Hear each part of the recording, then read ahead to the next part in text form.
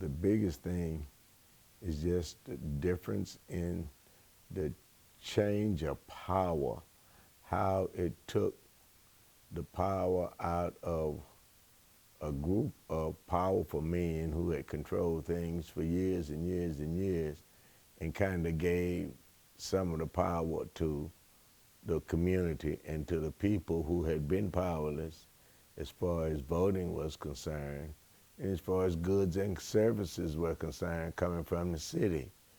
Because at one time, all of the political power was north of downtown. And with that, the community kind of got, the southern community kind of got whatever was left and of the pie. And 14-1 kind of gave us, it didn't give us the whole pie, but it gave us optimism that sooner or later we would get a bigger share. And with the voting coming about, being able to vote for a lot of times for people who was their first time, that they would kind of ask. 14-1 allowed them to have a little power to come to the table and help make some of the decisions that control their lives. Because up until that point, everything came from people who lived near North Park Shopping Mall. We were able to organize people from both sides of town to come up with one common good.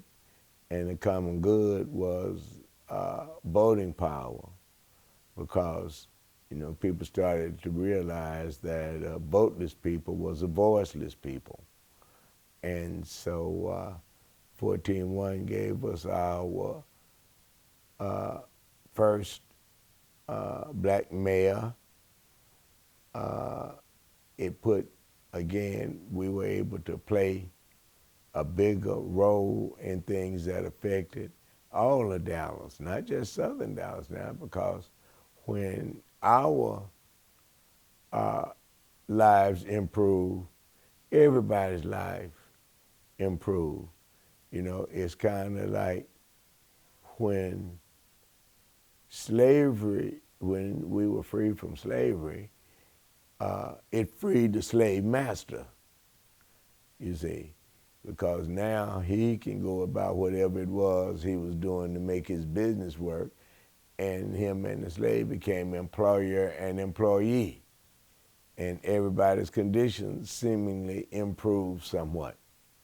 So that's what the voting power was, because we struggled so long in Dallas to get a chance to have representation in the big horseshoe, and we've been denied and denied for various reasons, because the people in power knew that once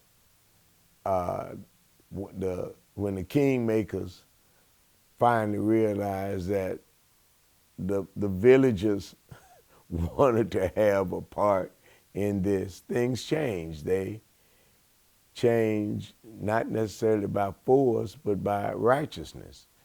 And so it was only right that we had a chance to vote, because the 1965 voting rights is not a law, it's an act that they have to review every 25 years or something. I think they bring an act in and review it, and to decide on whether it works or not. So the trickery still kind of goes on, but now we get a little better view of what's behind the scenes.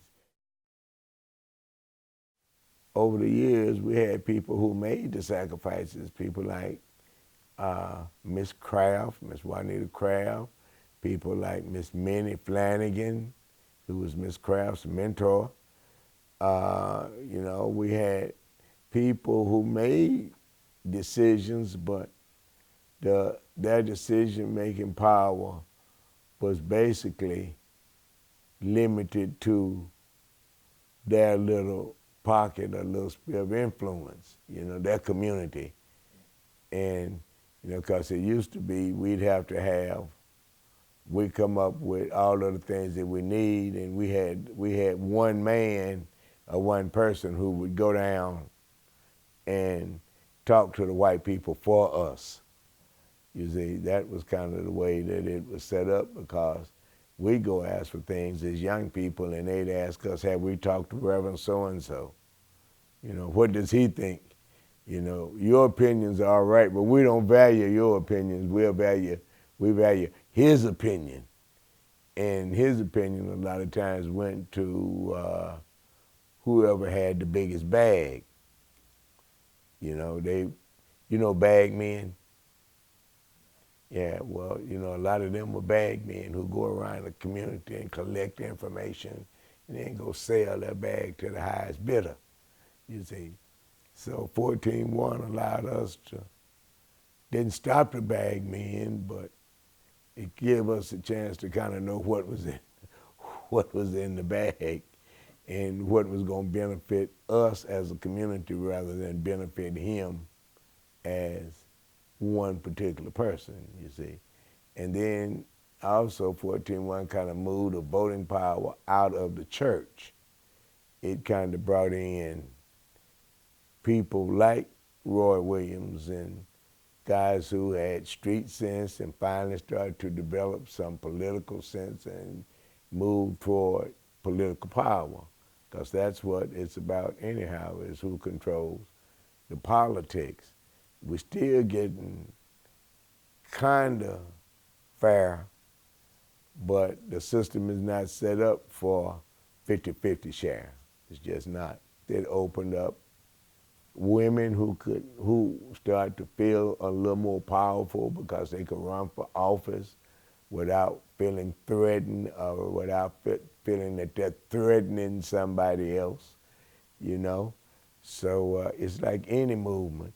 Everybody, when things go better, everybody improves in movements. We had when the NAACP started, and it started to force people to change, then they got the 19th Amendment as a result of those early civil rights movements. Women were allowed to vote, you see, and so that spawned, these were the grandmothers of the kids who came through the 60s, you see. And, Granny got out, and Granny was in the women's movement, and then you had, after World War II, you had women who came out of the house and worked in industries when the men went off, and that opened up more jobs for women. So everything has a snowball effect. Just got to make sure that the snowball is kind of, that you don't get covered over in the snowball. That, as it rolls by, it picks up, but it also throws out too, you see. So that's what I think 14-1 did. It just opened the door for so many other things. Through 14-1, people were allowed to make decisions about school desegregation. It developed leaders who were part of making, because Dallas still struggled with school desegregation. When Brown versus Topeka passed, one of the teachers asked Dr. W.T. White, who was superintendent of the schools, now that it is against the federal law to have segregated schools, how long do you think it's going to take the school system in Dallas to finally integrate? And they say W.T. White stroked his chin there and kind of looked around and said, oh, in about 50 years. And so everybody was shocked that this man was going to come up with a plan that was going to delay school segregation in Dallas for the next 50 years. So he came up with a thing called a stair-step plan where he was going to integrate one year at a time. And then they fought against busing. And I mean, everything has been a constant fight. You know, nothing comes easy.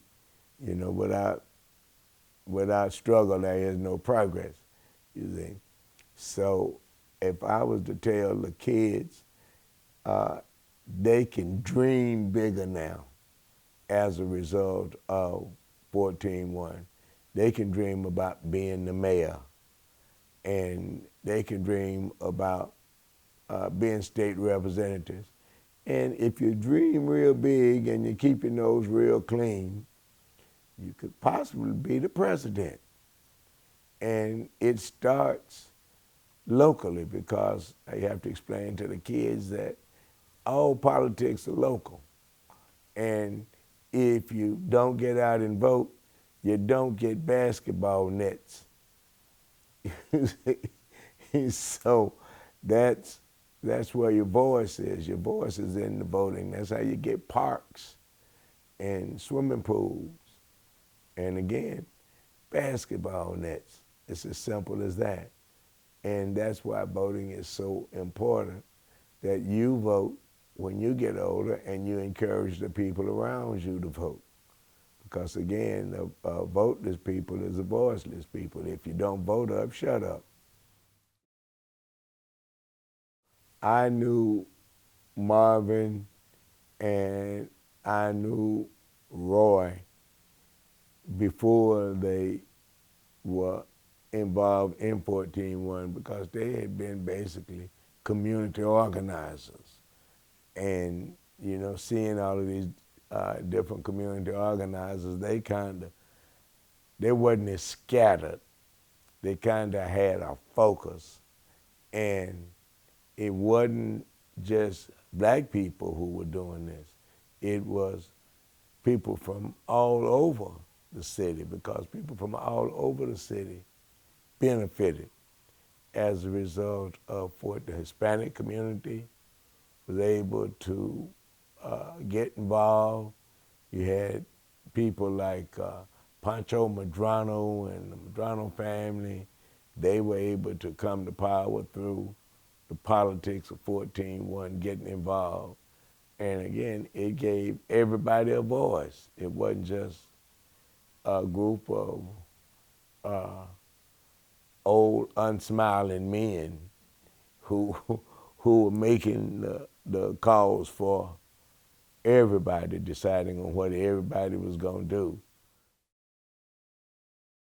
It also opened up an opportunity for our city council people to get paid, because it used to be only rich people who could be off in the middle of the week and work for, was it $25 a meeting or something like that, because, you know, working people couldn't afford to be off. And once you get elected, it becomes a 24/7, 365 job. It's not just a one meeting in 1 month kind of thing, or 1 week, however it was. Once you kind of step up, people call you every day and every night about some issue that we would have. I talked with our former mayor, Ron Kirk, one time, and he was telling me that it was hard for him to fight new battles, because everybody was coming to his door with old battles that they wanted him to go back and revisit. You know, they wanted him to help them get their old job back, because they got fired unfairly. And Roy, can you go back out there? I got fired. And Mayor, can you go out there? I got fired in 1963 from this job that I really like. Can you go back out there and get my job back for me? That kind of thing. So it goes, when they leave the horseshoe at City Hall, the work is just beginning, you know, and now you got people who fighting air pollution, you got people who fighting for streets, and people fighting for schools, and they all come to you because you said, you told them when you were running for office, you could deliver. All right, you told me you could deliver, you know, and we waited 3 whole months for you to deliver, and how long do we supposed to wait? So, you know, 14-1 again gave us hope, gave us optimism that we could actually get involved in city politics and make a difference.